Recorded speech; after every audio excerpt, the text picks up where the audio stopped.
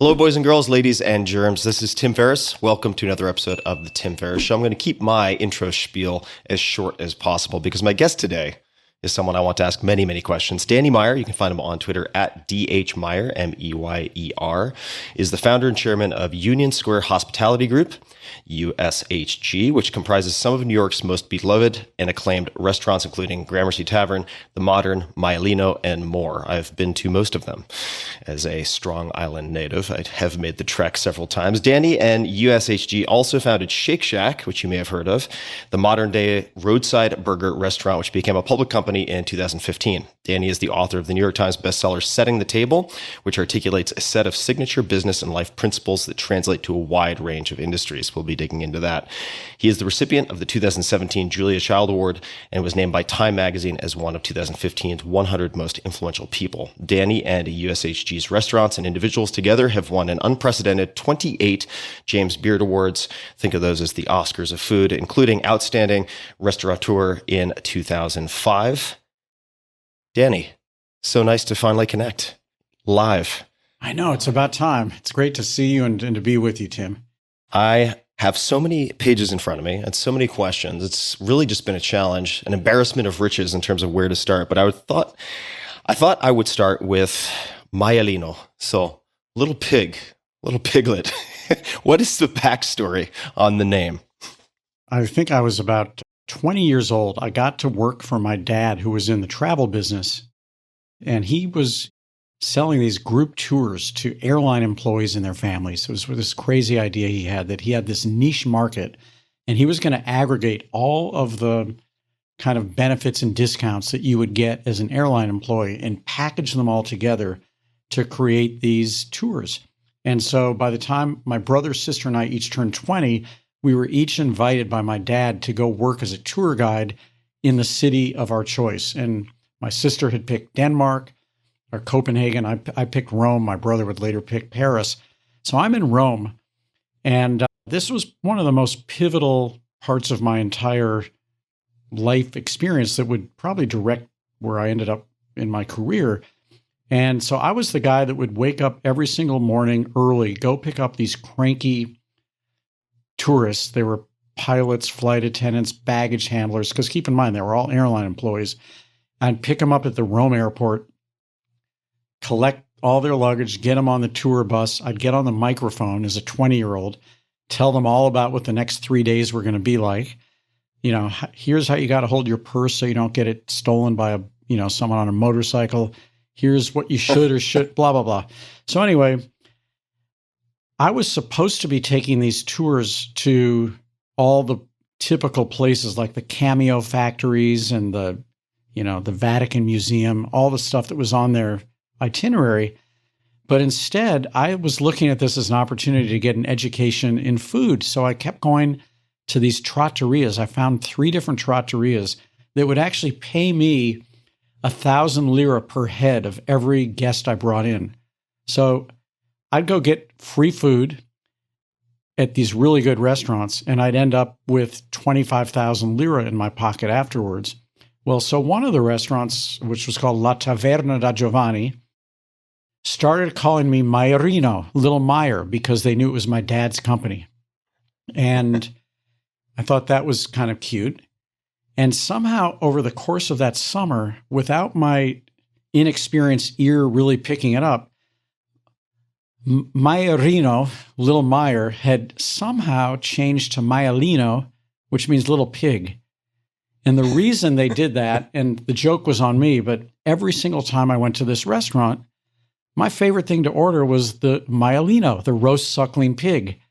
And so fast forward many, many years later, on my 50th birthday, my wife, Audrey, she knows I hate surprises, so the party was not a surprise. But what was a surprise to me is that she had co-created a logo for my birthday, which was Maialino, and she had my picture as a little kid with a pig underneath it and made these stickers for, bottles of wine that everybody was drinking that night. And it was such a damn good logo that when it was time to open a new restaurant, I couldn't come up with a better name or logo. So we ended up naming a restaurant Maialino after this whole experience. So you can call me Little Pig or Little Meyer. I'll answer to either one. Now, in the course of doing homework for this conversation, I spotted, and this is true for, I suppose, everyone on some level, but sliding door moments. You've had so many different sliding door moments where your life could have cut one way or was headed one direction and then seemed to pull a right or a left turn at 90 degrees. But before I get to asking about one of those, specifically your uncle and prepping for the LSATs, you mentioned you hate surprises.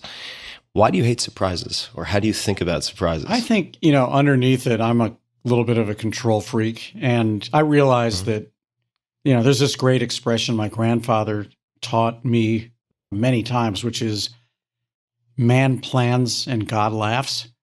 So as much as you think that you're planning for success or planning for, the stuff that's going to work out, the world usually has another idea for you. So on the other hand, look, if we're driving, I like to be behind the wheel. It's my wiring. So I never mind not knowing where the story is going to end, but I like to have some, at least, it may be a false sense, but I like to have some sense that at least I had some say in the matter. So, I'll be flying on an airplane, and it's not that I need to get in the cockpit with the pilot, but for example, I'm the absolute world's worst sleeper on airplanes. I've got the window open. It's almost as if I'm afraid I'm going to miss one of the clouds outside the window if I don't keep paying attention. I think I share some similar programming, and it brings to mind for me this metaphor that a novelist once shared with me, which was writing a novel is like driving a car cross country with the headlights on. You can't see where you're going, but you see enough in front of you that at least you're headed in the right direction. So coming back to what I alluded to a little bit earlier, and I know that we're setting the table, as it were, for people listening who may not have a whole lot of background. You studied political science, if I'm getting my facts straight. Then at one point you were preparing for the LSATs, so you're thinking of pursuing law education, perhaps becoming a lawyer, and you had a conversation with your uncle. Could you describe that conversation? And then I have a few follow-ups. Sure. Yeah.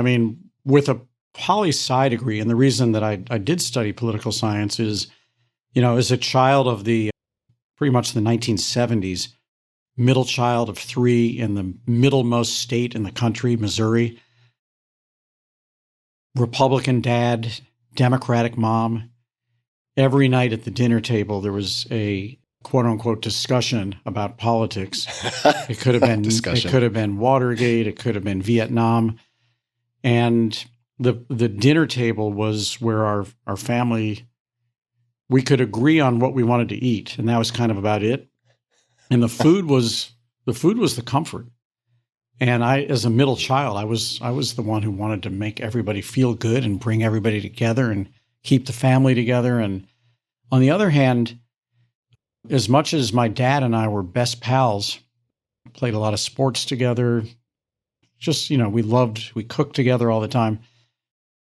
It was the time I spent with my mom hanging out, watching the news every night that I found most interesting. And so I knew I loved what we used to call current events. I just was taken by it. And so after I graduated with my poli-sci degree, I was either going to be interested in going into politics, because what else do you do with that kind of degree? Or maybe I was going to go into journalism. I just liked either writing about or impacting the events of the day. So after I spent a few years being a salesman just to make some money, selling electronic tags to stop shoplifters of all things, I said, you know what? That's not what you want to do the rest of your life. It's been good. You made a bunch of commissions, and I actually invested all those commissions in that company's stock, which was a good thing. But I said, you got to do something right now. So I did take the LSATs. I decided law degree instead of journalism degree. And first of all, I think anyone who knows me knows I would have made the world's worst lawyer, because I just don't like don't wake up every morning saying, I'm looking for a fight. I'm looking to prosecute. It's kind of the opposite. I think hospitality is the opposite, which is how do we bring people together? But it was on the eve of taking my LSATs. I had taken the Kaplan course, preparing for them and everything, hated every minute of it. And the night before going to take this test was a Friday night, and I was out to dinner with my aunt and uncle and my grandmother in New York City at an Italian restaurant I still go to called Elio's. And I was in a foul, just awful mood because, first of all, I didn't want to take the test, didn't want to be a lawyer. And my table mates were all having a great time eating good pasta, drinking lots of wine, and I couldn't do it. So at a certain point, my uncle Richard turns to me and he says, "What the hell is bothering you anyway?" And I said, "Well, I've got to take my LSAT tomorrow morning." And he said, "Well, of course you do. You want to be a lawyer, don't you?" And I said, "Actually, no." And he basically... he wanted to throw his pasta spoon at me at that moment. And he asked me what was, to this day, the most impactful question of my whole life, which was one I was not expecting. He said, "Do you have any idea how long you're going to be dead anyway?" And I said, "No, I hadn't really thought about that. Why?" And he said, "I don't know either, but I'll tell you one thing. You're going to be dead a hell of a lot longer than you're going to be alive. Why in the world would you do something that you have no passion around?" And I stopped and I said, because I guess I don't know what else I could do. And within a second, he said, "You got to be kidding me. All I've heard you talk about your entire life is food and restaurants." And I said, "So what am I supposed to eat in restaurants the rest of my life?" It was so obvious, and yet I could not see this. And he said, "No, you fool, you should go open a restaurant." It had never dawned on me that that was a valid thing to do, because that's not what you ever heard about in college back then. You didn't hear about going to open a restaurant. Now, I'm really, really glad that all these years later, being in the food business has become a validated entrepreneurial career choice for people with an education. But it wasn't back then, and it's still, well, I'll cut to the chase. I did take the LSAT the next morning. I had already paid for it, for God's sakes. Never applied to one school. But what I did do is the following Monday morning, I connected with one of my best buddies from Trinity College, who I used to go out to eat with all the time. He was a fraternity brother. And I said, "I got this idea. I'm going to open a restaurant. You be the money guy. I'll be the food guy. What do you think?" And he was in a bank training program at that point. And he said, "Okay, I'll do it." So we enrolled in the New York Restaurant School, which was, all you had to do was pay your $150 and you got in. And we took a restaurant management class. And he promptly dropped out after 2 sessions because he made the mistake of telling his parents that he was thinking about leaving banking to go into the restaurant business. And bottom line is he felt so bad about leaving me all alone that he said, "Look, our bank has one restaurant client," which was a big deal because mostly banks would run the other way if they heard the word restaurant back then. And he said, "I'll be glad to see if I can get you an interview with that. Would you like that?" So I got the interview. The interview pretty much consisted of the owner sitting midway down his bar. I'm at the front door. He waves me down the bar, tells me to stop and stand right in front of him. He looks me up and down from my Wallabies up to my Brooks Brothers shirt. And he goes, "You'll do." That was my first job interview. I got the job. And I was assistant lunch manager, which meant nothing, which meant I was getting $250 a week to answer reservation lines and set up the reservation book for lunch and be on the front door. Here's the good news. Out of that deal, I've figured out in 7 months that I love this business. I met the woman who would become my wife. She was a waitress, an actress. She actually left on day 2 to go get an acting job. and I couldn't stop thinking about having just seen her for 1 second. I met the neighborhood in which Union Square Cafe and Gramercy Tavern and so many of our restaurants have been. And I met my career. And that was a major, major pivot point. But it just shows you so many things in life are those moments. I mean, the fact that none of this ever would have happened if I had not gone to Trinity College, for example, because that's where I met my friend. And I was 0 for 3 applying. I was such a screw up in high school. I applied to only 3 colleges. I was rejected from 2 and waitlisted at Trinity. And I had to get down on my hands and knees and write the best letter of my life to get off the wait list at Trinity. So, first of all, that had to happen. And the only reason that Trinity happened is that when my dad's business was in Rome, his travel business, he met Trinity College's lawyer at dinner one night, and the lawyer said, "Hey, your son should consider Trinity College," which none of us had ever heard of.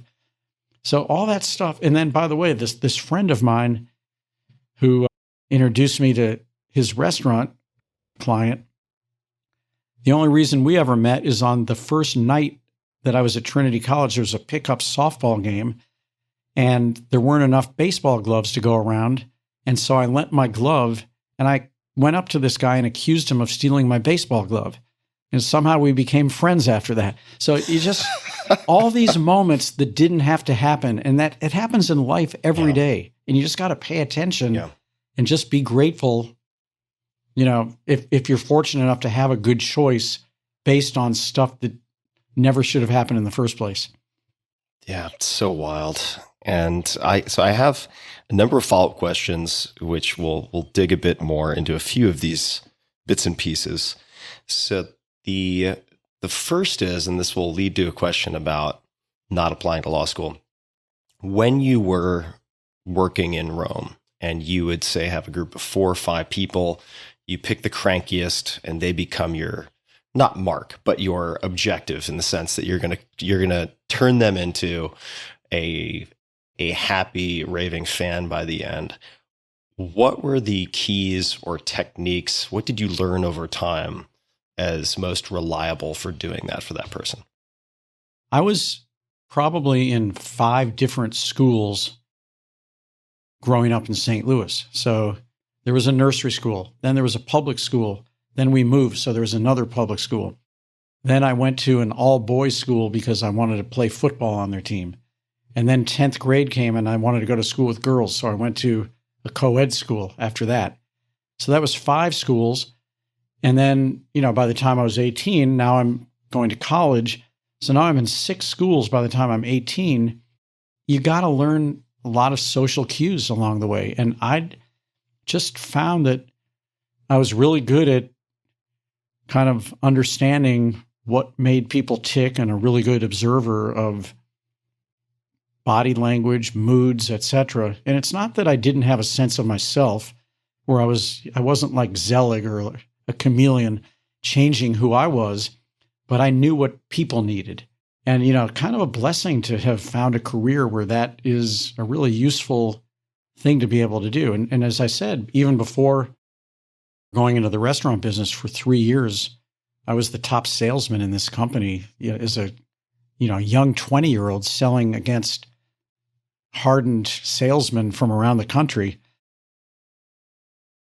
I loved it. I loved like getting into my little blue rabbit and traveling to the worst neighborhoods in New York where there was the worst amount of shoplifting, and meeting these people, these shopkeepers who own drugstores, bookstores, clothing stores, fur stores, supermarkets, and learning to speak their language and making the sale. I just loved it. So I just think that I'm cut out to do this, and the fact that I happen to love food and wine as much as I do has certainly helped a lot.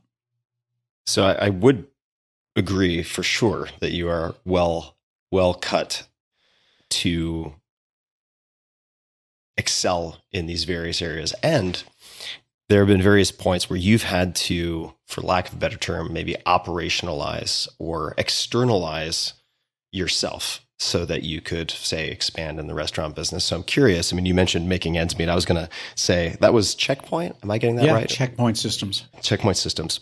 If you had to try to break down what you did, let's just say in sales at Checkpoint Systems that made you so successful so that you could teach somebody else, does anything come to mind that you think somebody else could emulate, or principles perhaps they could attempt to implement if they were in that same job? Well, the first thing is, keep in mind, this was before we had the internet, but I would still do a lot of research and I would still learn as much as I could possibly learn, not only about the business that I was trying to sell, but the person who I'd be meeting with. And what I came to learn very, very quickly in the New York retail world, and keep in mind, I was primarily selling to retailers because that's who had the shoplifting issues, is that many, many, many of them were either related to each other. There was a huge Syrian Jew population. That was not the only population, but I started to develop a sense for the family trees of either real families or relationships. And I got to know who knew who, and I would, take that as far as I could possibly take it. So I learned early on something that has been something that I teach our teams, even in the restaurant business. We call it ABCD, so you can ABCD. Always be collecting dots, so you can always be connecting dots. And I learned early on that people will take exactly as much interest in you as they believe you're taking in them. No more and no less. Look, I don't want to give away all my trade secrets here, Tim, but I've listened to your show for a long time, but I listened, to a couple more segments much more recently because I really want to understand more about what makes you tick. I don't look at it as gaming the system. I think it's genuinely being curious and being interested. And so if you're looking for one tip, it's curiosity. And I should throw in one other thing. The real trick was, since I was often cold calling people, I would actually make my own schedule for where I was going to go that day based on a restaurant that I wanted to try in that particular borough or neighborhood of New York. And I would organize my day around my lunch. Or sometimes I'd organize it, I even organized it around some guy who would bring in lobsters in Brooklyn at exactly, 2 p.m. And I'd go get his lobsters and bring him home to cook. But it's in a weird way, I was developing two careers at the same time without even thinking about it. You were collecting dots in a few different areas at the same time. And also giving yourself, it seems like, small rewards, which would probably give you more endurance in doing what you were doing in terms of gathering or organizing your schedule around those lunch spots. How did you navigate the conversation, and how did your parents respond to the conversation related to not applying to law school? Well, it was easy at first because I didn't tell them. I kind of sidetracked and sidestepped, and I finally at one day got the courage to say that I wanted to be a chef. They knew I loved to cook. Now you may say, well, how would you get the courage to say you want to be a chef, but not to be a restaurateur? Well, in fact, I thought I did want to be a chef.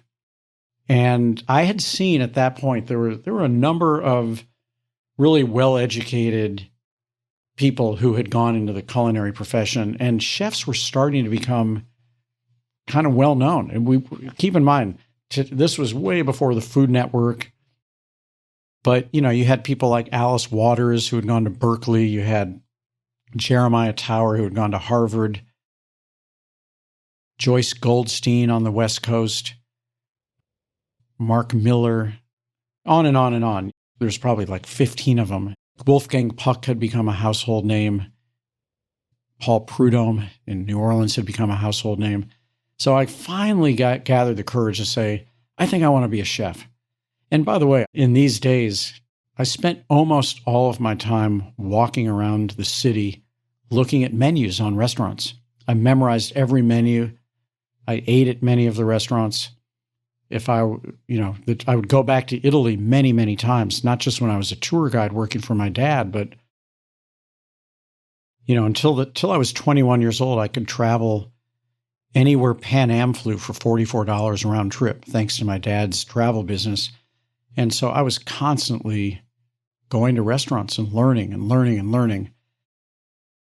Anyway, so I finally said, I'm going to be a chef. And so my dad was kind of open to it. My mom, maybe a little bit less so, but, I went for it. My dad actually connected me with two of the Relais and Chateau colleagues of his in Bordeaux. He said, look, I know you want to go to Italy, but in Italy, they basically cook food with 3 ingredients, and that's the genius of Italian cooking. But if you really, really want to learn to cook, you got to go to France. So I said, well, let me do both. So I spent time in Rome, Bologna, Sardinia, Milan. And then my dad did connect me with a restaurateur in Bordeaux named Roland Florent. And he had 2 restaurants in Bordeaux. One was called La Réserve. The other restaurant was called Dubern, Dubern.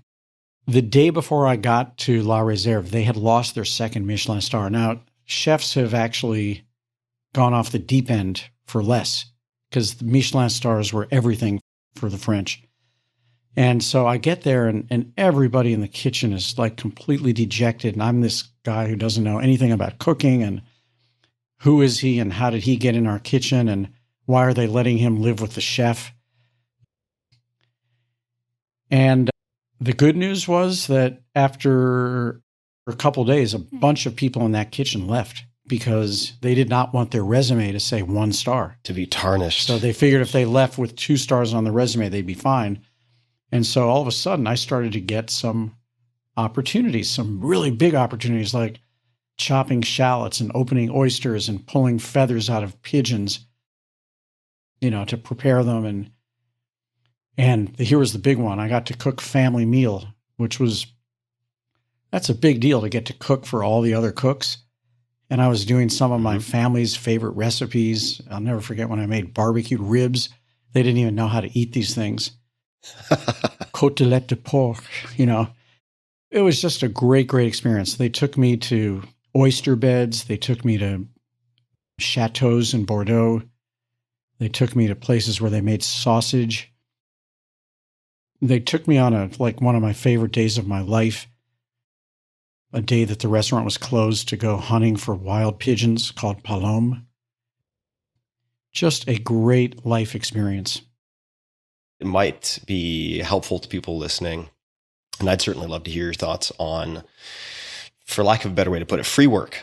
So in the food world, you have people who will stage, and maybe you could describe what that means. But my understanding, based on Bill Gurley's, our mutual friend Bill Gurley's speech at UT, I think it's called Running Down a Dream. Might have a slightly different title to it, but I recommend everybody see it. There's a 10-minute segment on your arc, and he presents it really well. And he talks about how you went from star salesman at Checkpoint Systems, and then over time got to 0 and then kind of went upside down because I think some of these restaurants asked you to pay them for the privilege of working there. Could you just speak to the logic or thinking behind that? Maybe it's as simple as, hey, I didn't have a choice and I really wanted to do this. But it seems to me that a lot of younger generations now have the impulse to say, I want to be paid what I'm worth. And I see a lot of wisdom and value in the secret weapon that a lot of young people have when they don't have a lot of money, but they have a lot of time, which is working for free and learning a lot. Would you be able to share any thoughts that you have on that? In our industry, there's a sense that if you really want to dig your roots and build a career, you should learn from the best. And how do you get your foot in the door with the best so you were willing to work for nothing? The only time I ever had to pay anybody was this cooking teacher in Milan who told me that she was the Julia Child of Italy, which she certainly was not the Julia Child of Italy. I paid her my money and moved on. But I did many, many stages where I was not paid anything. And as I told you, the one that I did in New York City, I was paid $250 a week, which kind of laughable. That's what a waiter makes in half of a night in New York City these days. So look, I just think that if I learned one thing, it took me 10 years to open a second restaurant. And, today we'll probably open 2 Shake Shacks somewhere in the world. If I've learned any one thing is that there's a benefit to being a little bit patient and try to grow where you're planted. And I think that as life has accelerated for so many reasons, technology being primary amongst those, I think that people feel like there has to be a beginning, middle, and an end that all gets resolved within, a 30-minute sitcom. And that's just not how life works. And I think that if you can do time, paid or not, but really learn what it is you're trying to do and not scratch the surface and move on too quickly, it really pays big dividends. Now, there were reasons it took me 10 years to open a second restaurant. Primary one was I didn't want to go bankrupt. And since I had seen my dad go through 2 different bankruptcies, one in my teens and one when I was about 20 something, I forget how old I was. And I always associated his bankruptcies with expansion. And I assumed that was the business thing he wanted to avoid, was expansion. And I didn't want to end up like my dad. I just said, there's no way I'm ever going to open a second restaurant because I don't want that to happen. And the silver lining in that, even though I eventually, after my dad died, I got some therapy, and first thing I learned was, hey, guess what? You're not your dad.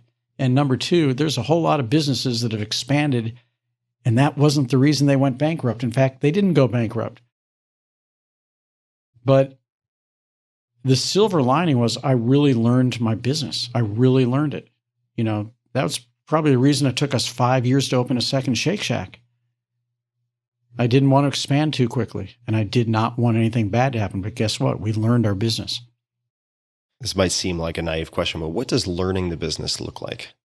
Right? Because there's experience, and then there's developing expertise. Like some people can repeat the same mistakes for every year for 20 years straight, and then there's learning a lot.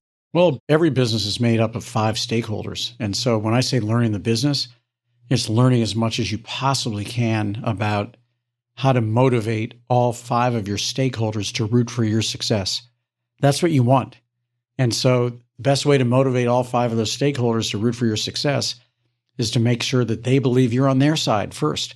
So it was learning who's our staff. That was our first stakeholder. Mm-hmm. Who are they? Who are the best staff we could possibly have? Who are our guests? And I mean really learning about them. And to this very day, I end every single night reading all the reservation reports for all of our restaurants. So I know who's dining in our restaurants tomorrow. And then if I stay up really late, I read all the after service reports, or I'll do that first thing in the morning to find out, and how did all those experiences go? And I weigh in. And to this day, I'm connecting dots because I care about who our guests are. This one knows that one. Seat them near each other.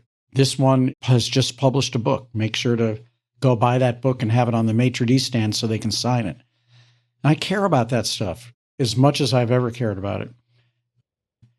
But it also means, getting to know the community in which you do business, because why should your community root for your success if you're not investing in your community? Same thing goes true of our suppliers. Get to know your suppliers. You want the best product. You can't have the best business if your raw products are no good. I learned that lesson, by the way, from my grandmother. Very, very important.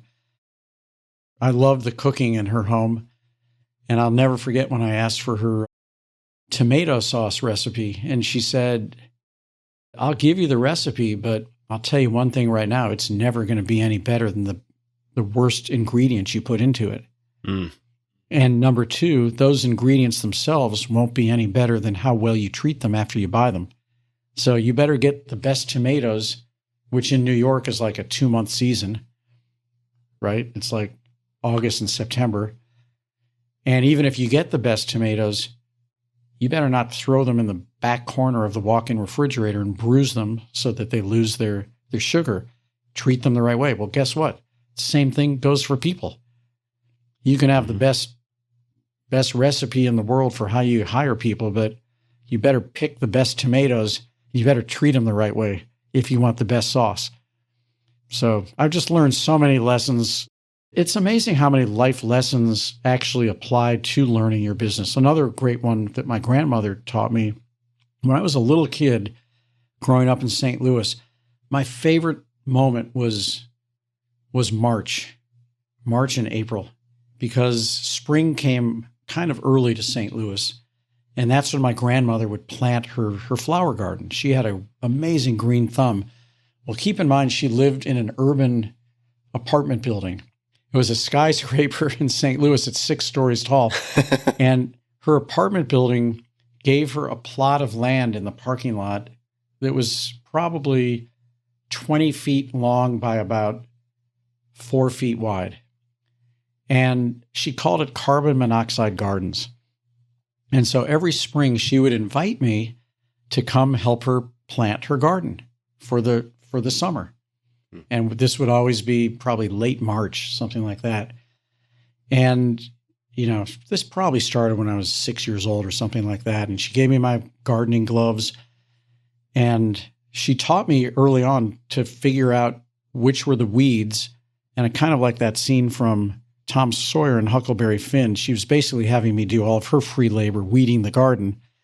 So I learned to pick all the weeds. So now by the time I'm about 9, I go down there for my annual spring visit. And now it's probably April or May, because I would do this, as the garden would keep growing. And she said, now I'm going to teach you the real secret to how you have a great garden. And so I go for the weeds dutifully. And she said, nope. She takes my hand gently, pulls it off the weeds. And she hands me a watering bucket with something in it. I have no idea what was in it. And she said, I'm going to teach you how to water the flowers. Because if you really want to get rid of the weeds, the best thing you need to do is water the flowers, because the flowers will provide a canopy that will actually prevent the weeds from getting the sunlight that they actually need. So, voila, best business lesson ever, because I spent the first 10 years of my career almost exclusively focused on trying to motivate problem employees to be better, like the weeds, right? And what I learned was that our employees are like sunflowers. They will turn wherever the sun is. And if I'm spending all of my attention on the weeds, I'm actually pulling the gravitational force that way. And my grandmother's lesson was right. If I water the flowers and spend more time with the people who maybe I've taken for granted because they're doing such a great job, they actually crowd out the weeds, and the weeds take care of themselves. I'm definitely going to ask you more questions about hiring with some hypothetical situations. But before I move on, the 5 stakeholders, did you list them? And I think it was employees, guests, community, suppliers, investors, in roughly the order that you would or did weigh them in your restaurants? Exactly that order. It took a long time to figure that out. Every business has those same stakeholders. You get to pick in which order you're going to prioritize them. And, when I went to college, I took exactly one econ course, Econ 101. And of course, you learn about Adam Smith, and we studied Milton Friedman, the guy from the University of Chicago. And he was like, take care of the investor and everything else takes care of itself. So I had that voice on my shoulder. But I also, one of the first jobs I had after college, I was the Cook County field coordinator for John Anderson's independent run at the presidency in 1980. And leave it to me to work for the independent guy, not the Republican, not the Democrat.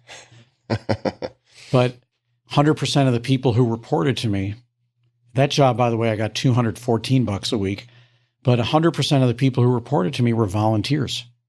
And most of them were older than I was, because I was only 22. And I didn't have any way to motivate them with money. I couldn't give them a raise, couldn't dock them their pay. So I learned such a crucial lesson, which is that if someone's volunteering, the only way to motivate them is to have a higher purpose. We're all doing this because we agree with this bigger idea. And so I basically took that idea to work with me when I first became a restaurateur. And again, half the people who worked, everybody was getting paid, but at least half the people were older than I was. And I was learning what it was like to be a leader, to be the boss. And I basically, to this day, treat all of our employees as if they are volunteers, which is not in the real sense. You're going to get paid, but if you're working for me, it means you're probably good enough to have gotten another 25 job offers at least.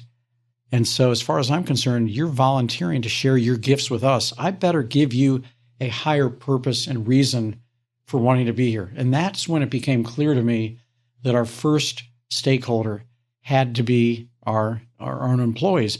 And by the way, I look at this, Tim, like it's a virtuous cycle. It's not a totem pole where the employees on the top and the investors on the very bottom. It's a virtuous cycle where one input leads to something even better. So if you want to have really happy customers, they shouldn't be the input.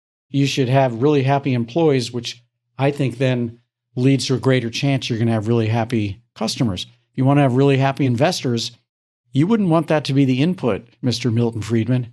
You'd want that to be the outcome. And by the way, what's ultimately the best way to have happy employees? Have really happy investors, because that's the only way people are going to get promotions and raises. And I've run a business where nobody was getting promotions and raises, and it was not happy. And we had to go out of business when that happened. I'd like to ask you a question about writing. And I'm going to begin with a blast from the past, which I've kept for a very, very long time because I think it's so masterfully crafted, and it's something that you crafted.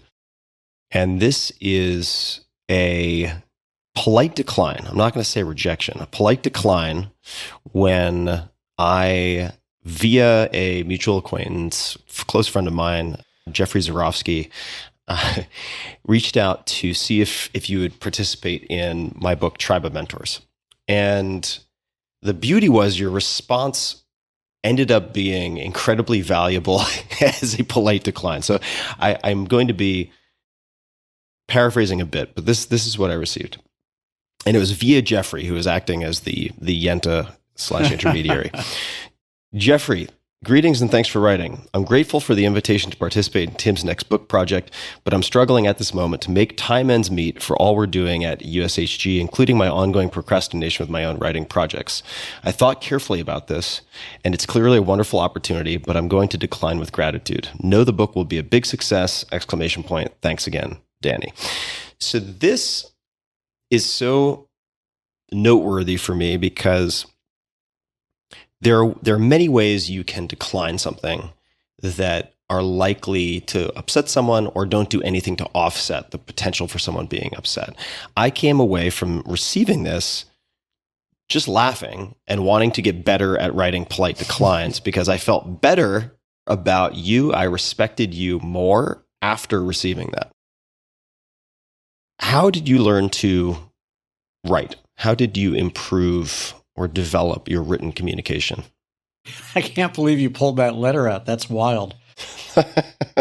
And you know what? I do that almost every day. But I wouldn't do it if it weren't genuine. I wouldn't have gone to the trouble of saying all that stuff if it weren't genuine. You know. Yeah. I've always loved writing.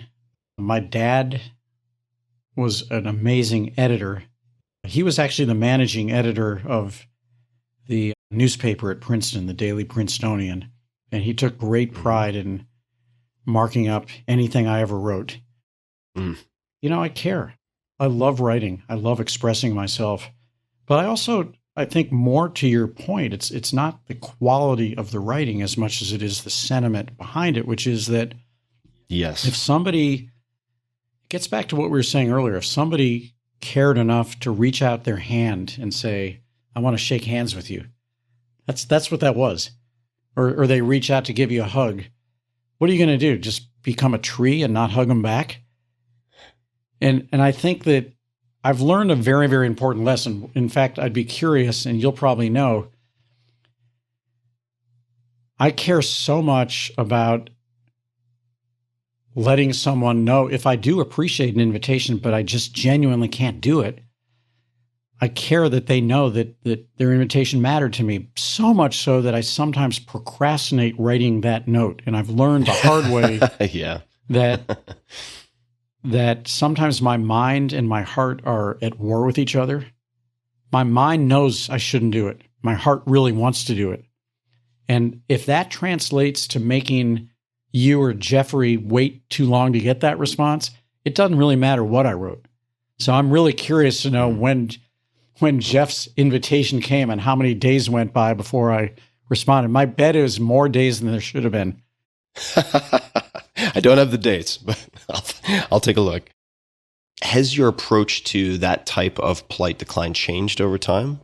Do you have other language that you like to use? And again, this is not to imply, to your point earlier, that this is disingenuous. Like the assumption is made, and I believe that it's genuine. And it's really hard. But have you found it's just really hard. It is hard. It takes time because, what most people do, sadly, is they just delete the invitation or they just ignore it. Mm-hmm.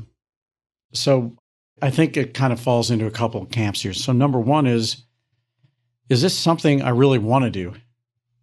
Number two, if I really want to do it, can I do it? So that's easy. Look at your calendar.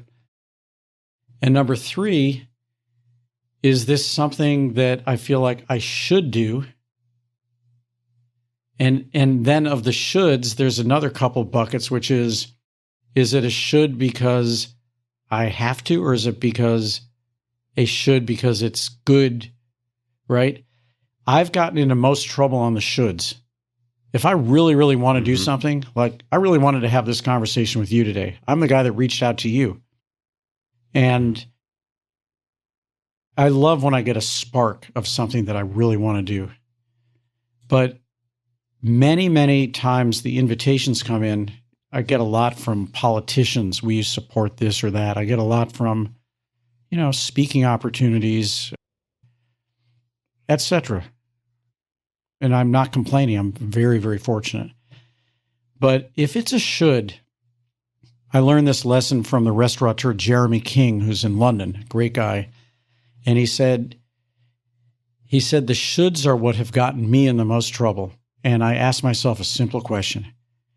If this thing were tonight, because it's generally something, 4, 5, 6 months from now, but if this thing were tonight, is this something I would be excited to do, or would I roll my eyes and go, oh man, look what I have to do tonight? And so by making it in the very present, that's really helped me a lot with the shoulds. And then I just feel like it's not my obligation to say yes to everybody, but I do care. I genuinely care. If somebody had the courtesy to invite me to do something, they deserve the courtesy of a gracious response. All they're guilty of is saying, I'm interested in you. How bad is that? That's a compliment.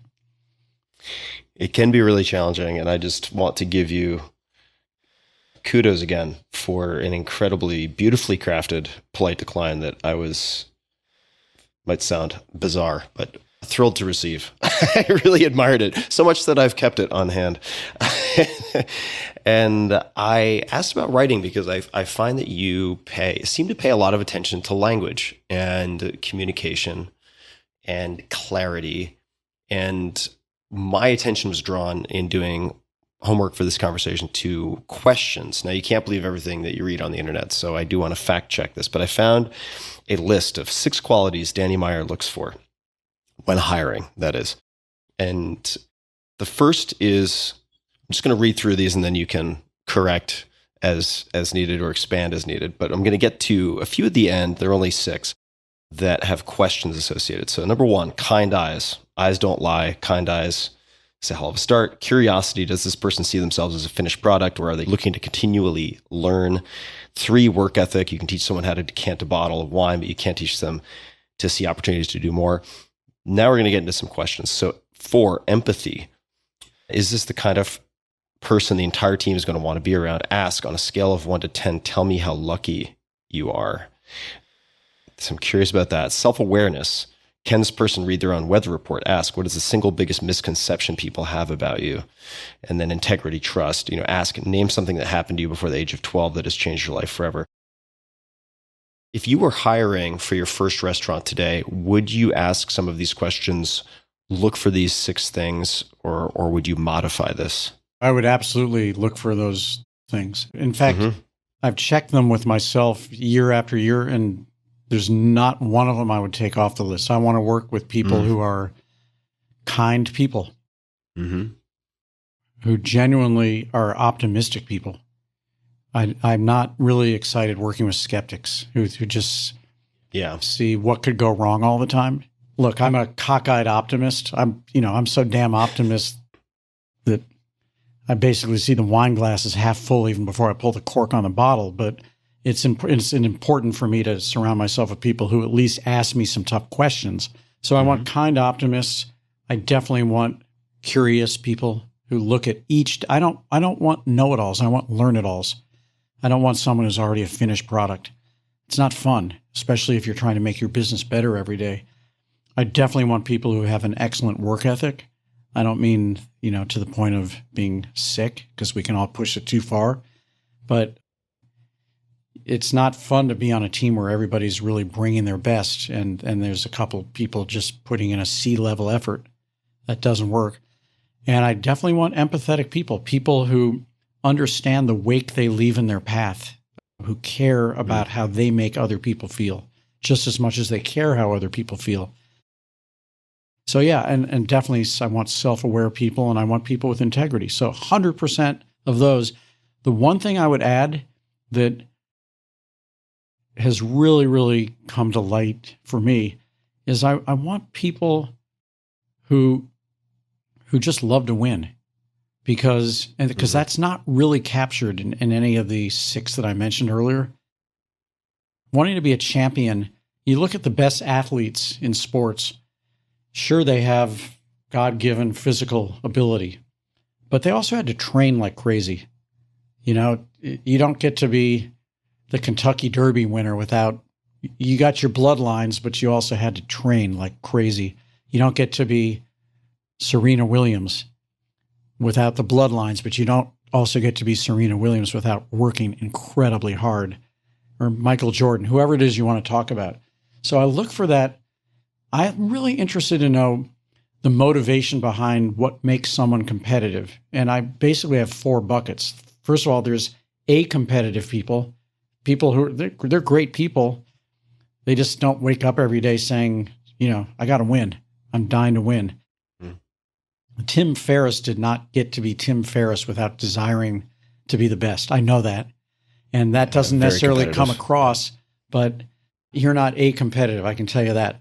Then the other 3 buckets I look for, and this helps me with someone's self-awareness as well, is to understand, assuming that you are motivated to be a champion at what you do, what is your primary motivation for wanting to compete to win? And I find there's basically 3 buckets. Sometimes people have a little bit of each, but there's that picture of Muhammad Ali standing triumphantly over Sonny Liston, whose back is on the mat with his fist up in the air. So I can pretty much tell you that Muhammad Ali was primarily motivated by a love for beating someone else. That felt really good to him. And it's not a bad thing or a good thing. It just is what it is. Then imagine this photograph of John McEnroe with his headband on and his long curly hair, yelling at the umpire, "You've got to be kidding me." That man hated to lose. It wasn't so much I'm motivated by who I'm going to beat. It's like I will not be seen losing. And then the third image I would have would be a great Olympian, let's say Usain Bolt, and his leg is outstretched with the veins popping, right? Trying to get that extra inch or that extra half second off of his time or whatever. Now that guy he's out there, his primary motivation, he wants to exceed his own personal best. He's competing with himself. So by knowing these questions, this is something that I would absolutely want to add today, because I know that I want to be the best, and I can't do it by myself. So I got to stock my team with people who look at every day as an opportunity, not for perfection, because I think perfection is stupid. It's impossible. It's a recipe for unhappiness. But I do look for people who look at every day as an opportunity to honor whatever they did yesterday and figure out how to do it a little bit better today. That's the journey of excellence. How do you assess, this might sound silly, work ethic? Is it by trialing someone? Because everyone's going to be on best behavior and saying, oh, my biggest flaw is I just work too hard, that type of college application nonsense in a job interview. Do you have particular ways that you would approach assessing that proactive work ethic, right? Not just doing what you give them, but sort of thinking about what else they could do. How do you think about assessing that? Well, I basically define it as you've now learned how to do the job, but only you can determine if it matters to you to do it as well as it can be done. And you can see it in people. There's so many ways we can all take shortcuts. The obvious things are, did you show up? Did you show up on time? Did you show up shaven, if that's what your job is in the dining room, let's say?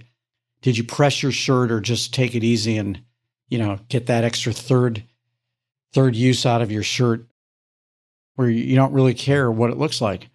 And, you see this in sports all the time. And I think sports has so much to teach us. Number one is, I think hospitality is a team sport. We rely on each other. It doesn't matter whether you had a bad night or not. You're not expected to go strike out if you're a baseball player. It doesn't matter whether you woke up on the wrong side of the bed or not. You're not expected to let a ball roll through your legs at shortstop. Well, it's the same thing in my business. Your job is to make the rest of your team better. And your job is to make the rest of your team better, whether you're on the field or in the dugout. And I got a quick story that I learned so much from other people. You probably heard of Theo Epstein. In fact, maybe you've even interviewed him at some point.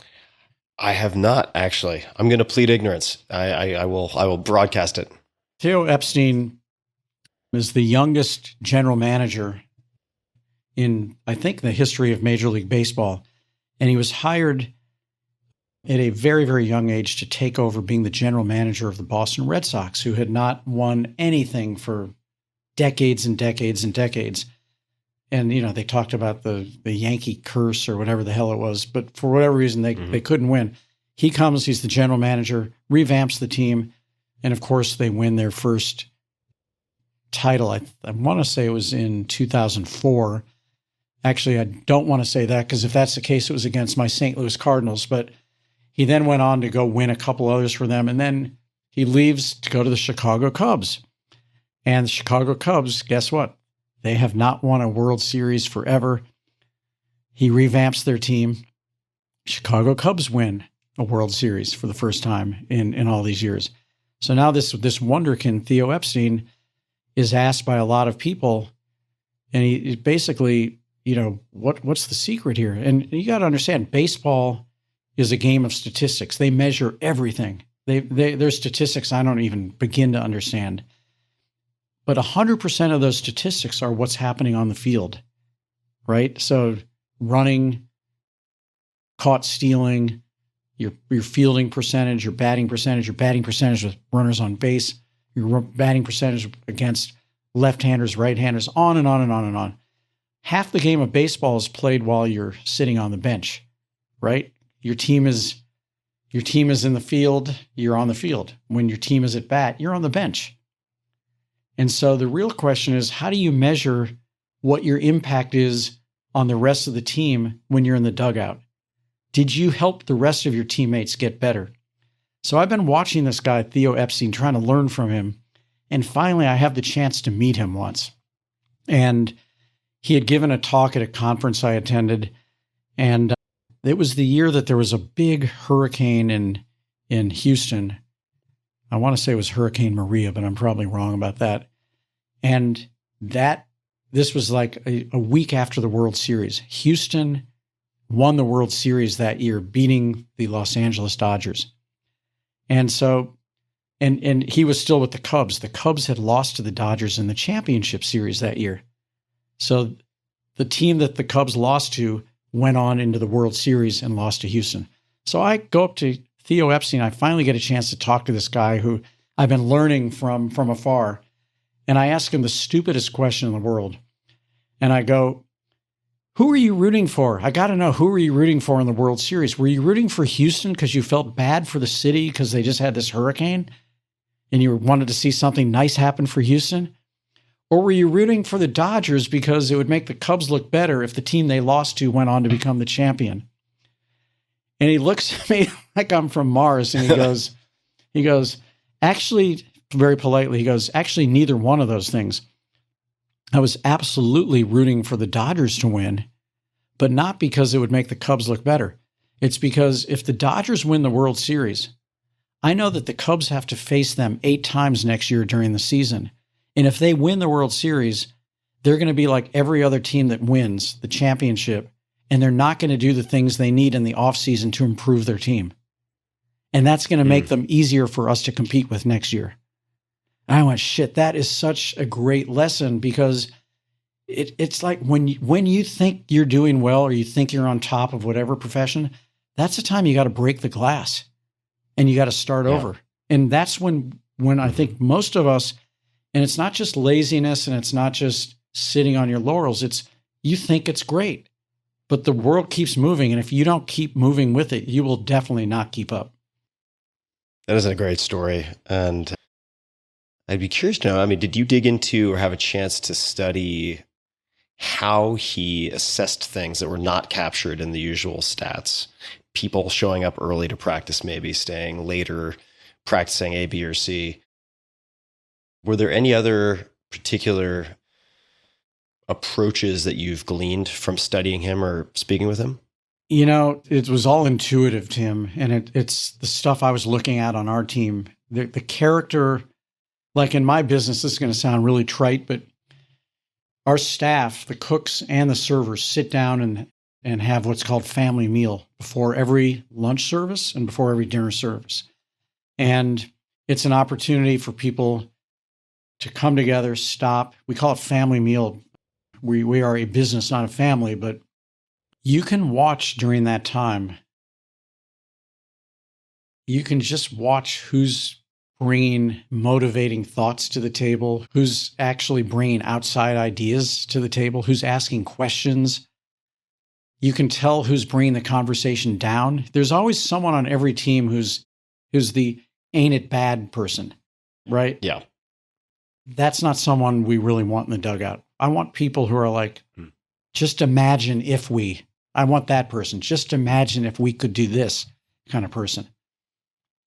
But I didn't study that in Theo, except I watched how, before Theo Epstein, the most famous general manager was a guy named Billy Beane, who famously rebuilt the Oakland A's. Protagonist of Moneyball, for people who might recognize that. And I think what Theo did was he added the emotional aspect to the technical aspect. So let's say you have someone on your team you don't want in the dugout. And let's say there's a reality TV show where you put on a Groucho Marx makeup kit and you go and you're starting a new restaurant. You can use all the knowledge you have, but you can't use the contacts. You can't use the bankers and the financiers or whatever you might have had access to before. And you have to let somebody go. How do you make that decision? Is it made quickly? Have you set rules for yourself as to how to go about doing that? And then what is the language or approach that you might use? Well, I've gotten much, much better at it as the years have gone by. I mean, I'll never forget the first people I had to fire when I was 27, 28. I'd lose sleep for days, literally days. I even went on my honeymoon knowing that I was going to have to fire someone when I came back from my honeymoon. And I really regret that. I really regret that I hadn't done it ahead of time, because that's not something that I should have been thinking about on the honeymoon. And, the early days, I really looked at our business as if it were a family. And again, the way I grew up, it's like my job was to keep the family together. And I'd be great at, if somebody wasn't working out at one position, I'd find a different position and move them to. Anything to keep them, because it felt like I had somehow failed if someone was leaving our company. And I was really, really good, on the other hand, at rewarding great performance, but I was pretty damn bad and or slow at exiting people who shouldn't have been on the team. Mm-hmm. So a big thing happened over time, and not too far in the rearview mirror either. And that was this thing that I've already alluded to, which is that, number one, it's a business, not a family. One of the great things about the restaurant business is that it does feel family-ish to people because you spend so many damn hours working with each other. But it's not a family. Yeah. And so it's a good thing, but it's a double-edged sword, because when you fire somebody from the family, also known as your restaurant, you have to ask yourself, what will this do to the fabric of that group, that troupe that's working together? Mm-hmm. So I was able to come up with the help of some restaurateurs in California. They gave me this model that I just absolutely love. And we've turned it into something that we do. And they basically created a 4-quadrant thing. You've seen these axes many times with a y-axis and an x-axis. Mm-hmm. And in one of the quadrants, there's the word can. Let's say the upper left hand, it says can. And then in the upper right, it says can't. Mm-hmm. And then in the bottom left, it says will. And in the bottom right, it says won't. So you basically have someone's technical abilities, the can and can't, and then you have somebody's emotional willingness or aptitude, and that's will and won't. And so what we've been able to do, we've actually created mirrors, which we put in the locker rooms of our restaurants. And because we're not trying to keep this a secret. And the mirror has all 4 quadrants. And so when you go put on your uniform every day, you get to look at yourself in the mirror, if you so choose, and see this quadrant. And so basically, if you have someone who will but can't, that's a very different thing than someone who won't and can, right? Mm-hmm. Or if you have someone totally who, I could go through all of them, but what we've basically done, Tim, is that we have an action point and a time frame for each one of those. So if you've got somebody who can and will, right? I want to celebrate that person. I want to replicate that, but I really want to pay attention. Those are my flowers. I really want to water them. Mm-hmm. Too often we ignore those people because, that's easy. We don't have to worry about Johnny because he always gets it right, right? But you really want to water those flowers and celebrate them. If you have someone who can't but will, I'm going to coach them. And I don't mind saying this, but the wick on my candle is pretty long for someone who will, right? Because if you can teach them how to do the thing, and they're willing to do it, and they've got the right approach, the right hospitality attitude, once they learn how to do it, you're going to have a loyal employee for life because you stuck with them. Now, on the other hand, so let's say that's a 6-month wick on my candle. Mm-hmm. But let's say you've got someone who can't and won't. Right? I'm going to put the candle underneath their rear end, and they're going to have to learn that this isn't working. And that's going to be a very, very short, that's got to be a short window. Because the longer that person stays on the team, everyone else on the team says, why should I try if they keep batting that person in the lineup instead of benching them or sending them to the minor leagues? Why should I try? The hardest one I find is the can but won't. That's the person where you just go, you're way better than this, but for some reason you're just choosing not to bring it here. And so that's going to have a pretty short life as well. But by actually naming all 4 of those things, it really, really helps us to have these conversations. And we tell people up front. So you're not they see that mirror. So it's not the first time you're having this conversation. It gives you a language to say, here's where you are right now and it's not working. And I'll say probably the greatest lesson I've learned about anything has been really trying to understand how do you scale culture. And I've kind of come up with this equation in my own mind that took me a long time to get to. I used to think that by rewarding the behaviors I wanted, that was the best way to fuel the culture I wanted. And now I look at it a little bit differently, because that's turning a blind eye sometimes to the behaviors I don't want. Right? So I've now learned that the culture you have in your organization is the sum of all the wanted behaviors that you celebrate, minus all the unwanted behaviors that you tolerate. Mm-hmm. And I've learned that the hard way, because people think I'm full of crap. They can read anything I write about our culture, etc. But if I'm tolerating behaviors that don't promote either the excellence or well-being of the team, then everything I've done on the positive side should be called into question. Mm-hmm. How might you, these days, having had much more practice since your honeymoon, if you had to let somebody go, or you wanted to maybe suggest language that someone might use, but you could make it personal, how might you phrase that conversation? Well, the first thing is it shouldn't be the first time you've had the conversation. Yeah. There's nothing worse than when somebody feels like they got whacked in the back of the head and they're just shocked because you had never had the conversation. You hadn't had the tough conversation that said either your performance or your behavior, it's one of the two, are not measuring up.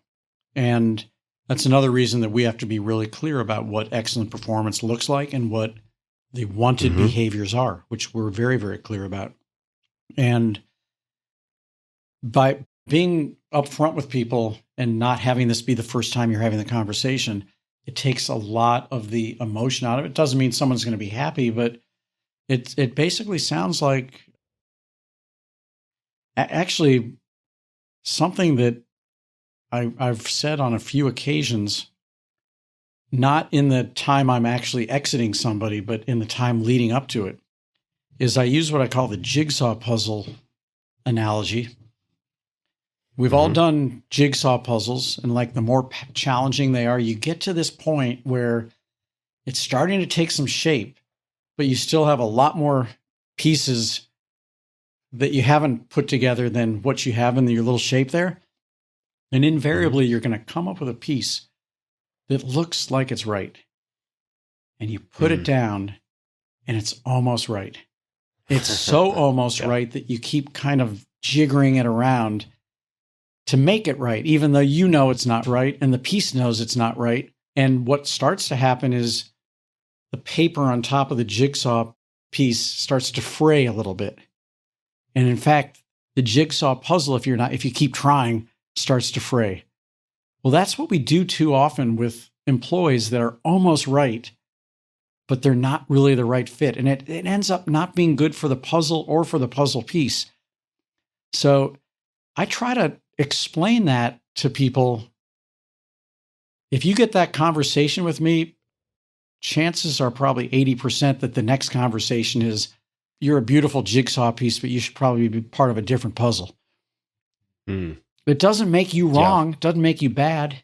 Now, if it's someone who actually did something bad, that's a very different conversation.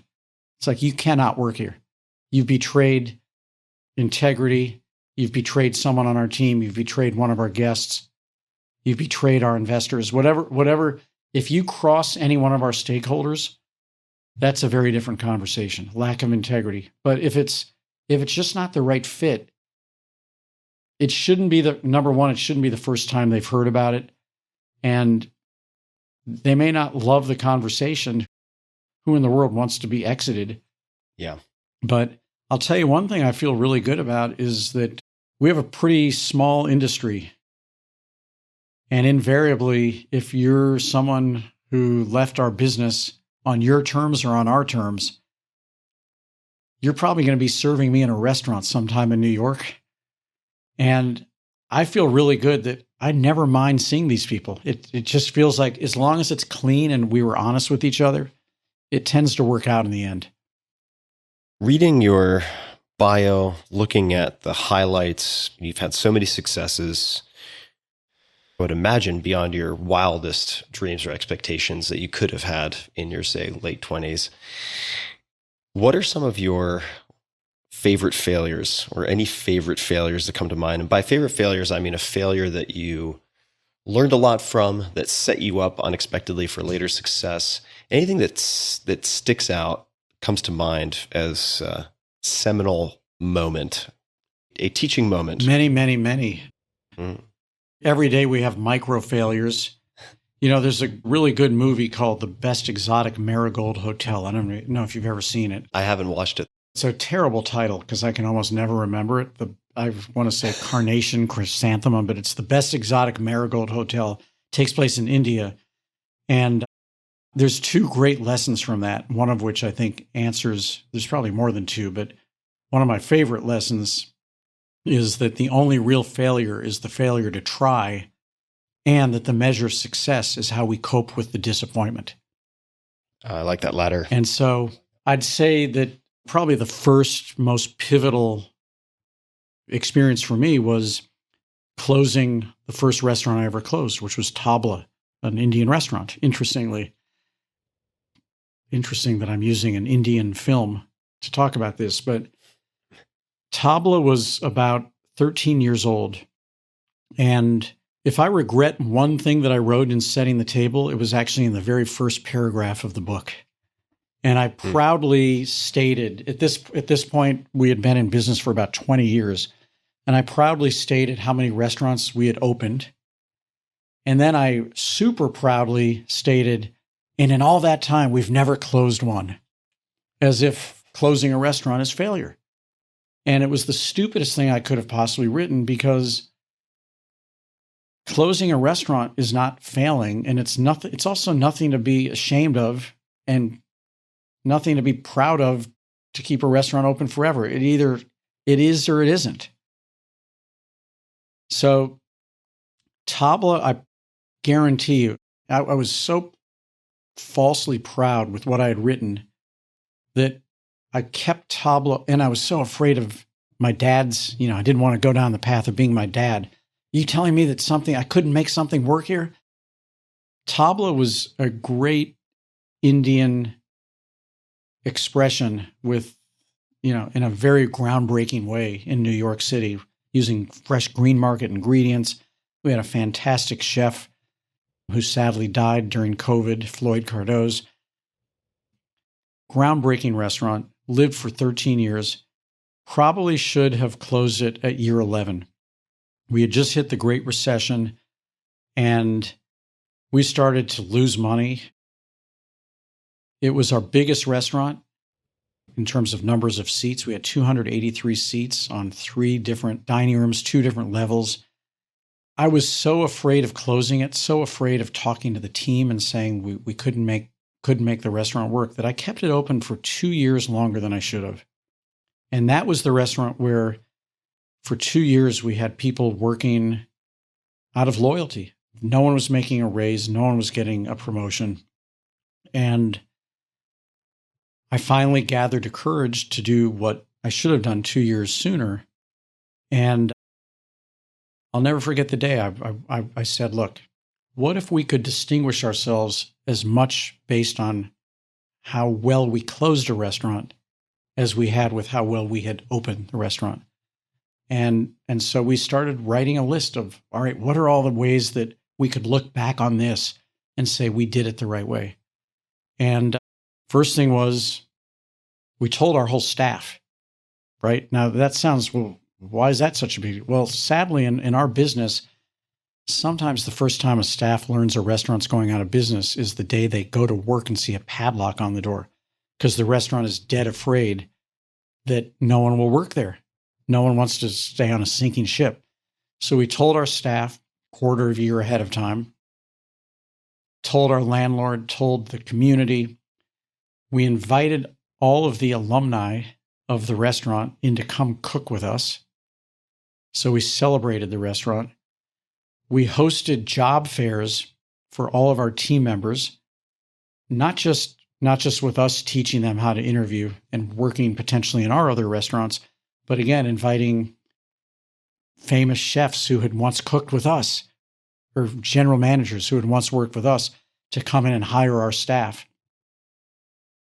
We hosted 3 fundraisers. We brought in Indian chefs from around the country to do a fundraiser for earthquake victims in India. We did a fundraiser for Madison Square Park. So by the time this was done, we paid our landlord everything. We actually even paid our investors, I think they got a 0.1% return on their original investment. They got all their money back plus a couple pennies. So if you're going to close a place, at least that was the way to do it. And the biggest learning I had was there's no shame in closing. Since closing Tabla, I would say we've probably opened 15 restaurants and we've probably closed another 6. And we had to close about 3 of them during COVID. And I think that learning to fail fast and to realize that if you hadn't tried the thing in the first place, there would neither have been a success or failure. So the real failure would have been not in trying. But not everything has to go on forever. The late restaurateur Joe Baum had this great expression that I love and I don't love, but he used to say that the definition of a classic restaurant is one that can outlive its original lease. And that's, that was a goal of mine for a long, long time. And we've done that with almost all of our restaurants. I now have a different goal of my own, which is I want our restaurants, and I think your podcast is this as well.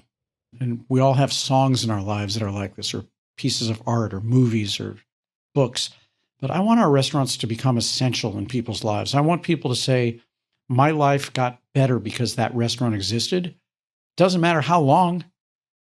And God forbid the restaurant goes out of business. I want people to say, I just lost a little something when that restaurant closed. There's so many restaurants, dry cleaners, whatever, that come and go. And it's like, who cares? There's so many songs. If I never heard it again, I'd be fine.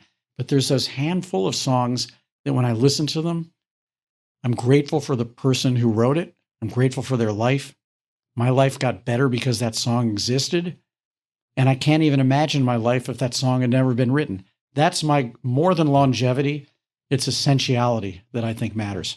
I haven't thought about this in a really long time, but I still remember every restaurant and coffee shop in which I wrote my books, because these locations, and I took great pains to find the right spot, became my surrogate family for a period of time while I worked on these things that, of course, became a huge part of my life, continue to be a huge part of my life. And even though some of them have gone out of business, or I shouldn't say gone out of business, maybe they were just closed, maybe the decision was made to close, they still have left this indelible mark in my mind. And it just brought all of these memories rushing back, like the Pixar movie Ratatouille, the similar effect just now as you're talking about that. And I admire you for being, in my mind, an experimentalist, running experiments, being willing to try in terms of testing things. And I remember, this was some time ago, you could probably place the timestamp effectively, but when you experimented with no tipping. And I would love for you to speak to that and just discuss lessons learned through that. And this ties into something we were talking about a little bit before I recorded, which was time in Japan, where tipping is not a thing, as an example. It's just not really part of the culture. But could you describe what you did and what you learned? Yeah, we had faced a major shortage in really good cooks. This was probably starting in about 2012, 2013, 2014. And I'll never forget, I went to one of the restaurants we closed, which was a really good restaurant, but I think we got a subpar location for it. It was called North End Grill.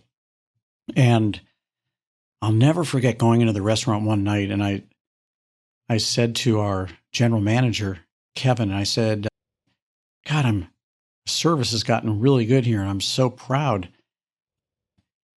I spoke to 4 different servers, and they all told me that they had graduated from the Culinary Institute of America. And I said, how are we getting so many people who want to be professional servers? This is great. And he goes, boss, I wish I could tell you that was the truth. He said, these are all people who wanted to be cooks, but they can't afford to be cooks. And, there's like 3 of them living in a studio apartment, commuting all the way from Queens. And we can't pay them any more money because we don't have any more money to pay them. We're trying to give them, like free Metro cards, but that's not going to keep them. So the only way they can make a living is to be waiters. And something I'd been thinking about for many, many years was how much I did not like the tipping system. Initially, in the early part of my career, I didn't like the tipping system because there would always be a situation in these early days of Union Square Cafe or Gramercy Tavern when, a tourist from Japan or from France or Great Britain, where there's not a big tipping culture, would either leave no tip or they'd leave a pretty shitty tip. And it would be so demoralizing for the waiter. There was one occasion where one of our waiters actually chased somebody out onto the sidewalk, and I was mortified. It's like, you cannot do that. And yet here I was, because of the tipping system, where they were getting the adjusted tip minimum wage back then, which was $2.21. And if they didn't get a tip, they weren't going to be able to pay their rent. So I understood it, but it was just, I hated it. But then later, now, bringing it up to the mid 2015 time, I said, you know what? I'm so tired of this system where we are legally prohibited from allowing tips to be shared between waiters and cooks. Cooks work at least as hard as waiters, right? The guy who made the risotto didn't work stirring the risotto like crazy, didn't work any less hard than the guy that brought it to the table. And by the way, if somebody's going to have truffles shaved on that risotto, and therefore the price is going to go way up, the waiter's going to make a whole lot more money, and the cook's going to make 0 more money. And what I had noticed was that every year, the waiters were making increasingly more money. Why? Well, because menu prices only go up. And what's a tip if not a multiplier of the menu price? And cooks' hourly wages had remained stagnant. And so you may say, well, why don't you just raise the cook's wage? Great. Every time I raise the cook's wage, I have to increase the menu prices, which only increases the disparity because now the tipped employee makes more. So I was really tired of trying to argue that New York State or many, many other states should change their laws so that tips can be shared.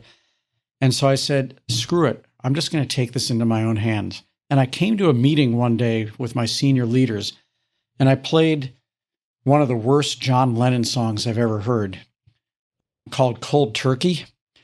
And I said, I am now declaring tips to be a drug, and we've got to get off this drug.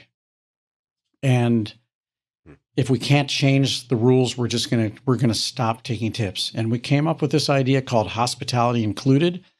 And my goal was that we would narrow the gap between what a cook could not make and what a server could make. I didn't want to punish our servers, but I wanted our cooks to get to make more money so we could attract more cooks. Otherwise, New York City, as the preeminent dining capital in America, was definitely going to be threatened.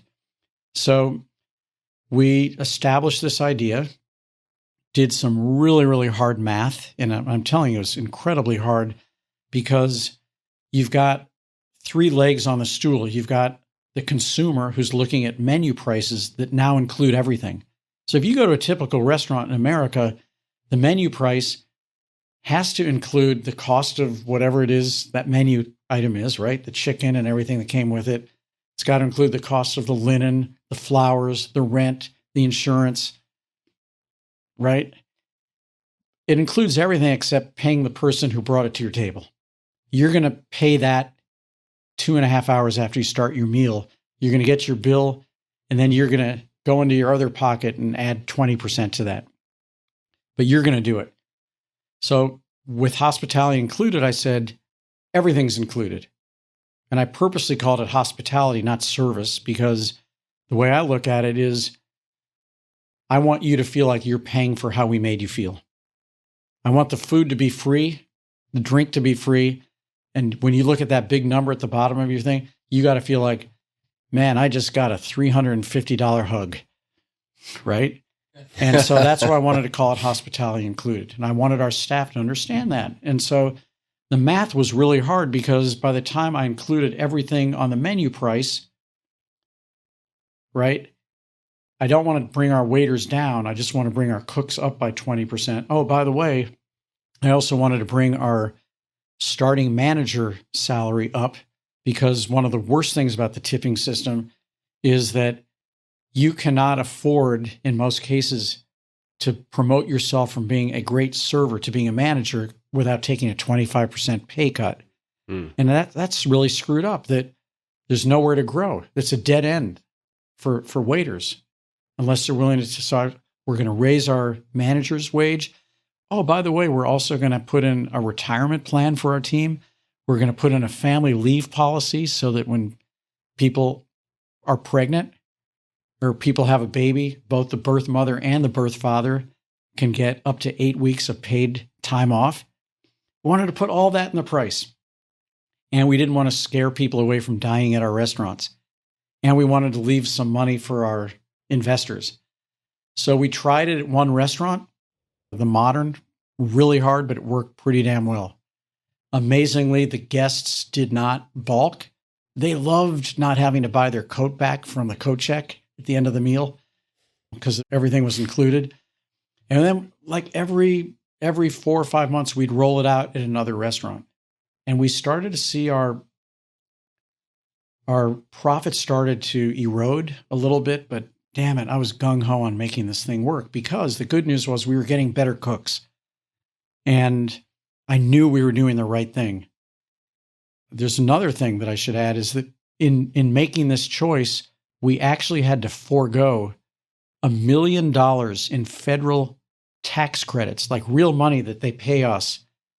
The federal government pays you to accept tips. What? I know. Does that seem crazy or what? And once we eliminated tipping, we had to forego those. And the reason they did that is that probably 15 years ago, when the government realized they were not collecting a lot of taxes based on tips because people were hiding what they were making, they actually brought the restaurant industry under their cloak. And they said, if you guys, for every dollar tip you report to us that your servers are making, we will pay you back a certain percentage. And so that's why they pay restaurateurs to take tips, because they want the tips reported. But so we gave up $1 million in making this choice. I just wanted to do the right thing. So now all of a sudden, COVID happens. We're basically brought to our knees with no revenues at all for 4 months. Could have gone out of business and had to lay off a huge number of our team members. So finally, in the summer of 2020, New York made it legal to open your restaurant with a certain number of outdoor tables.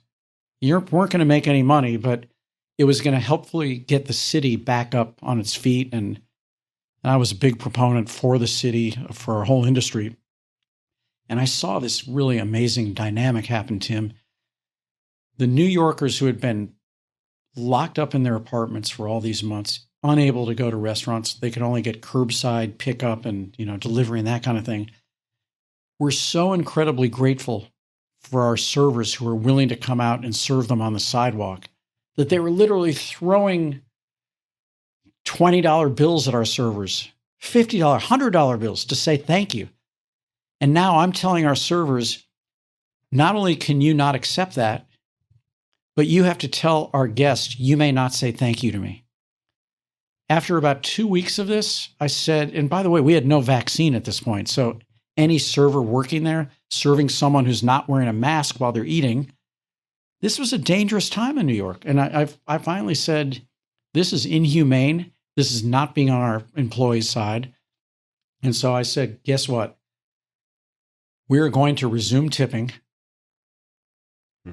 but in so doing, we as a company will start to pay a percentage of our revenue every night to our cooks who are tip ineligible.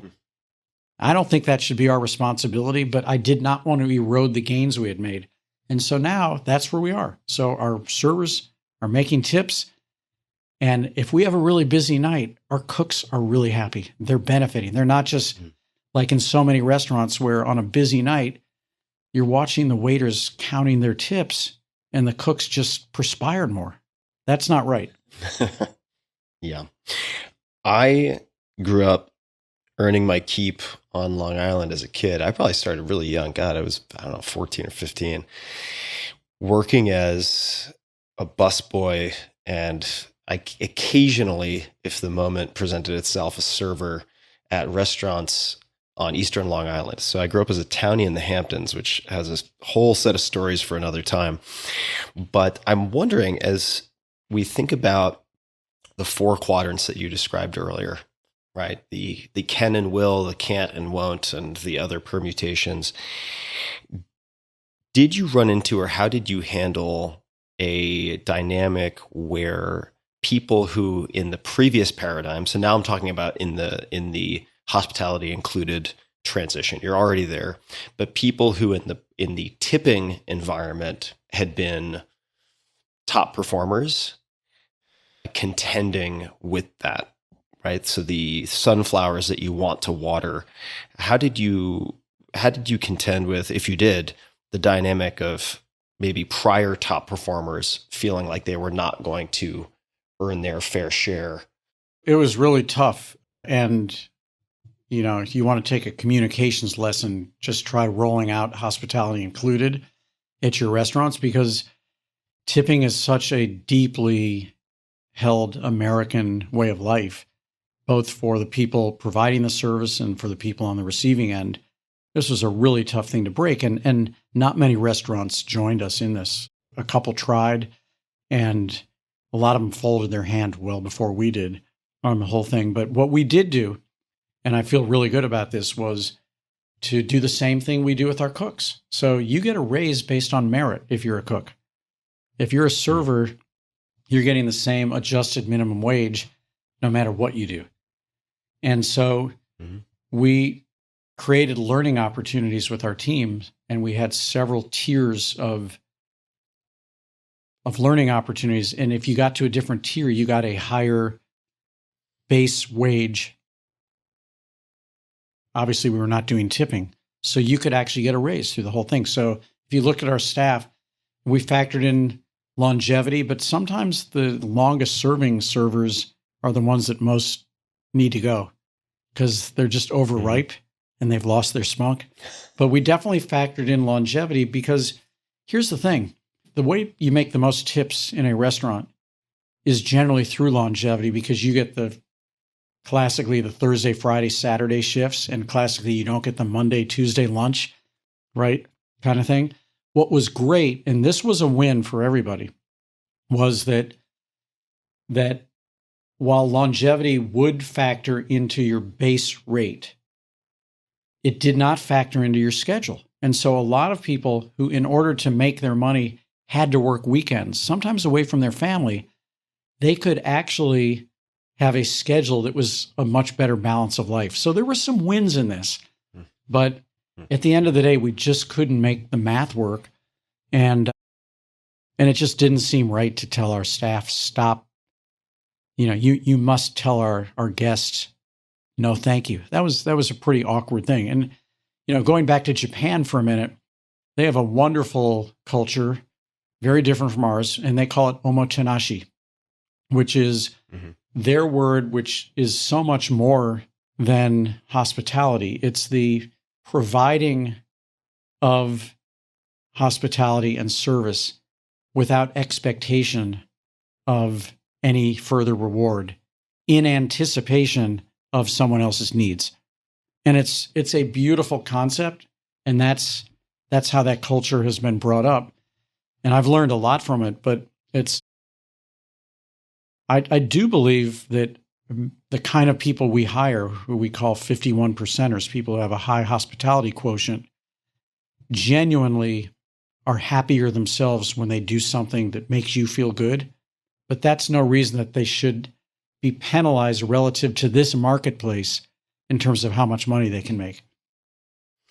What does 51% refer to? Well, we want 100% employee, just like all of our employees would like us. I want to get 100 on my test. I think that happened probably 3 times when I was a kid, but doesn't mean I didn't want it. And so it's our way of basically saying, great, you want 100 on your test? Here's how you get it. Cool thing is there's only 2 ingredients in this recipe. There's your technical performance, how well you do the job you're paid to do. The most points you can get for doing it perfectly is 49. Then there's your hospitality performance. And how did you make everyone else feel while you were doing it? That's worth 51 points. I think we both know 51 is a little more than 49. I don't want to get a 51 on my test. That's a failing grade. If I don't do the technical stuff right, if the food sucks or it took too long, doesn't matter how nice I am, right? I want 100. But I will tell you right now that the only way I've learned to become essential and to burrow our way into people's hearts is the food better be damn good. But more than anything else, you got to feel like we're on your side. And that's where the 51% comes in. Love that. Danny, I'd love to ask you just a few more questions. And one that comes to mind, you seem to be, I have to imagine, a reader. And besides your own books, what books have you gifted the most to other people, if any come to mind, or gifted frequently? Well, outside of our cookbooks and setting the table, which is the most gift I give, because someone's got to give it, I love marketing. I just love marketing because marketing is understanding the other person. Marketing is a dialogue. It's a lot like hospitality. And I love Seth Godin's books. And I would say that I've given many of his books, but probably the one that I've given the most is This is Marketing. And it comes down to one simple express. He's just so brilliant at getting to the essence of what something really is. And he thinks marketing is when you can convey that people like us do things like this. And that sounds so simple, and yet it's so deep, actually. I believe that the biggest longing people have is to belong. And so great marketing actually doesn't just sell you something. It makes you feel like you belong to a tribe. So anyway, long answer to your question, but yeah, that would be the one. Seth also walks the walk. I really am a huge fan of Seth, and I've gotten to know him over the years. Very sweet guy. Always will tell you exactly what is on his mind. You don't have to guess, which I love. Makes me pine after the East Coast every once in a while when I have to deal with the opposite somewhere in the U.S. I hope Seth won't mind this story, but he once told me exactly what was on his mind. He had a pretty bad service experience at one of our restaurants, Maialino. And he told me. And I've known Seth for a while. Love him. Mm-hmm. And I felt so badly. And I said, I got to write a great next chapter on this. I got to figure out something. So I invited Seth to have breakfast with me at Maialino. And he didn't want to talk about the service mishap. He said, I gave you the gift. You go deal with it. That's your problem. Go figure that out. I just want to have a good conversation with you. So we had a great breakfast.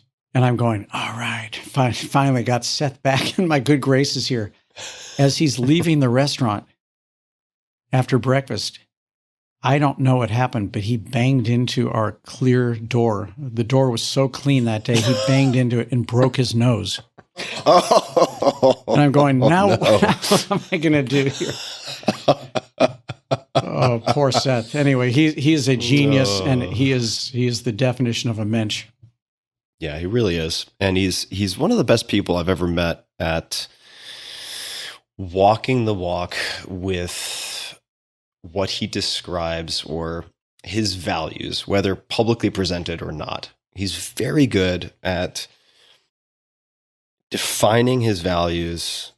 And I don't think he would think of it this maybe explicitly, but sort of rank ordering them and then organizing his life, making decisions about family, business, etc., travel that are aligned with all of those. It's very impressive. I aspire to be better at it, certainly. Leading off of the very pithy and very, I think, accurate also expression regarding marketing from Seth, if you could put anything on a billboard, this is metaphorically speaking, just to get a message out, could be an image, could be a quote, could be a word, could be anything at all, just to convey something to a very, very large number of people. Is there anything that you might put on that billboard? Can't we please have a charitable assumption about one another?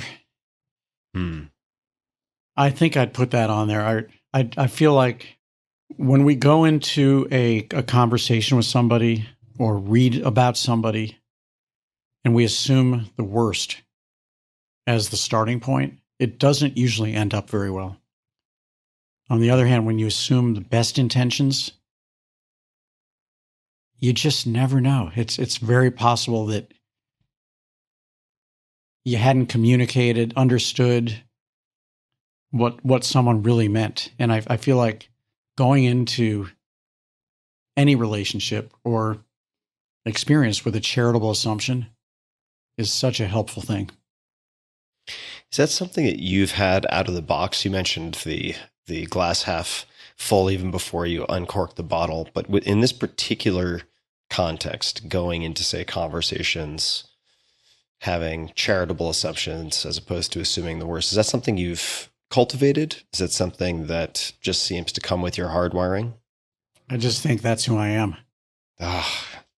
I don't think it's something I've ever thought consciously about, but I do know that it's not just about being optimistic, but it's about being hopeful. There is a difference between hope and optimism. I think that hope is an active act.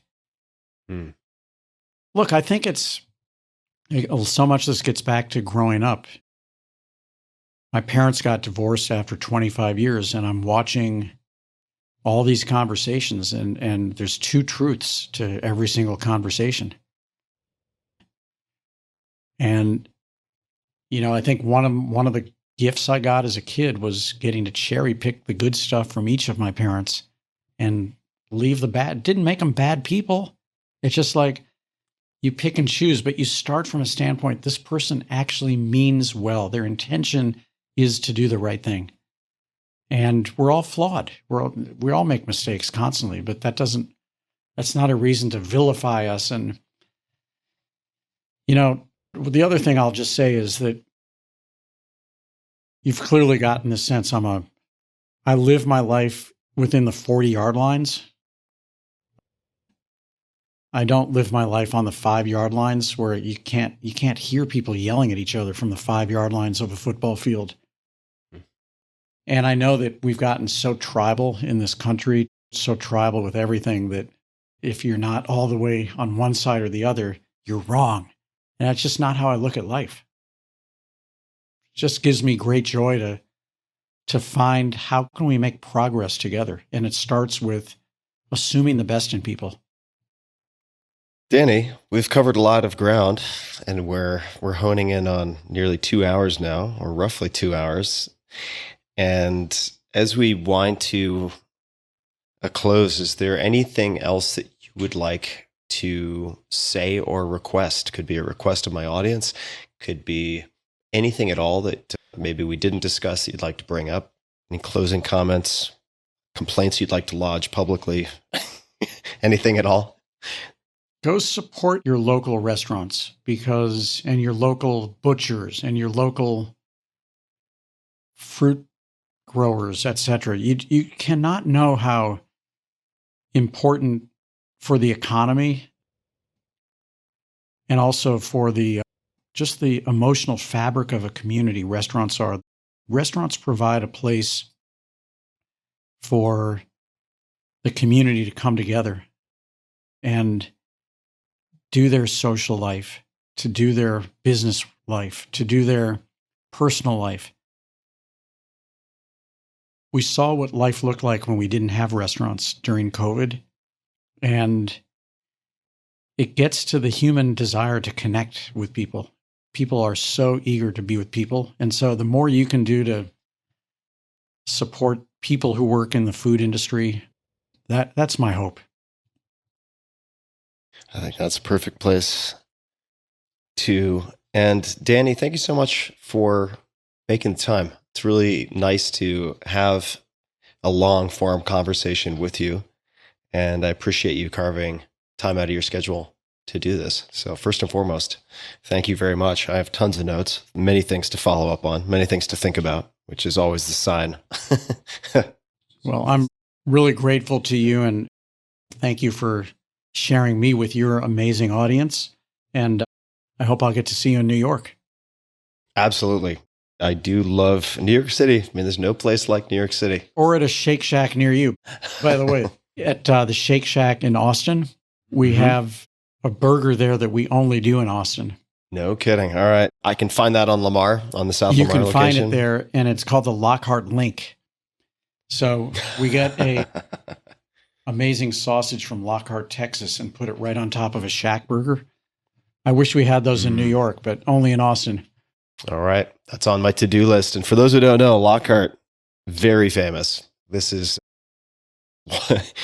one of the meccas of delicious meat here in Central Texas. So I will have to try the Lockhart link. And for people listening, they can find you, Danny, on Twitter at DHMeyer, Instagram, also DHMeyer. We'll link to many, many other things that we've discussed. I recommend people check out Setting the Table, your book. They can find USHG at ushg.com, as well as your team member description and so on. And I will add links to everything we discussed in the show notes for folks after the fact. And you'll be able to find that, as always, at tim.blog/podcasts. And until next time, be just a bit kinder than you think is necessary to others and to yourself. Assume good intentions. Make charitable assumptions about the next person you're going to have a conversation with. And as always, thanks for tuning in.